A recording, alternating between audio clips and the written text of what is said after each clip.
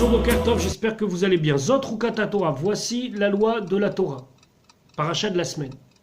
Hachem s'adresse à Moshe Aaron et leur dit voilà, je vais vous dire la loi. Rukat Torah. On s'attend à quelque chose d'extraordinaire. On va nous dire de dire le schéma, de croire en un Dieu. Non, nous parle de la para adouma. La para adouma, c'est la vache rousse. Pour faire vite, une personne qui était impure à cause d'un mort, je ne rentrerai pas maintenant dans le détail, ça peut être en touchant le mort ou simplement en rentrant dans une pièce où se trouvait un mort, devait rentrer dans un processus de purification.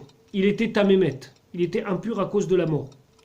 Ce processus de purification devait passer par l'aspersion de Maïm Chaim, d'eau de vie, qui était composée d'eau et de cendres de para adouma, de cendres de vache rousse. On n'en a pas eu beaucoup dans l'histoire, on en a eu 9. Et la 10e, Bezrat Hashem, ce sera par le Melech HaMashiach. Mais en attendant, c'est une loi incompréhensible. À tel point que c'est marqué que Akadosh Baruch Hu a dit à Moshe Rabbeinu, Lecha ni megale. À toi, je vais te dire pourquoi. Mais c'est pas possible. Le roi Shlomo, le roi Salomon, essaie de comprendre et dit j'ai essayé de comprendre et je ne l'ai pas comprise. Alors on peut se poser une question. Zot Rukat Torah, ça c'est la loi de la Torah avec un L majuscule. Ça c'est le plus important.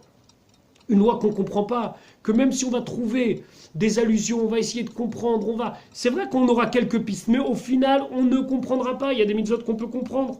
Ne pas voler. Faire le Shabbat, ça peut se comprendre. Mais là on parle d'une loi Zot Rukat Torah, c'est la loi de la Torah. Deux points, ouvrez les guillemets. Une loi que vous ne pourrez jamais comprendre. Pourquoi? Cette loi représente Rukat Torah, la loi de la Torah. Je vous souhaite une bonne journée.